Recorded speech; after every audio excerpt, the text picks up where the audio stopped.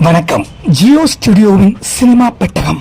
Padmashri, Padma Vibhushan doctor மரியாதைக்குரிய SP Balasubramaniam sir அவர்கள் பற்றிய ஒரு பதிவு. இருந்தாலும் மறைந்தாலும் இசையாய் நான் மலர்வேன்னு அவர் சொன்னது அவருடைய வாழ்க்கையில ரொம்ப பொருத்தமாவே அமைஞ்சிருக்கு. சற்றேறக்குரிய 40,000 பாடல்களுக்கு மேல் பாடியிருக்கும் அவர் மிகப்பெரிய ஒரு அதிசய பிறவி.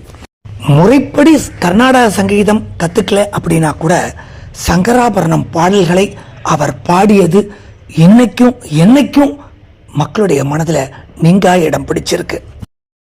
இசை மேல் அவருக்குள்ள தீவிரம் காதல் அப்படிங்கறதால தான் அவரால் சங்கராபரணமும் பாட முடிஞ்சது. நெஞ்சில் ஒரு ராகம் திரைப்படத்தில் ஒரு பாட்டுக்கு, ஜானகி அம்மாவுடைய பாட்டுக்கு முழுக்க ஹம்மிங்ஸ் மட்டுமே கொடுத்து அந்த பாட்டை ரசிக்கும்படி செஞ்சிருப்பார். உருவத்தால் மறைந்தாலும் இசையாய் அவர் வாழ்ந்து கொண்டுதான் இருக்கிறார்.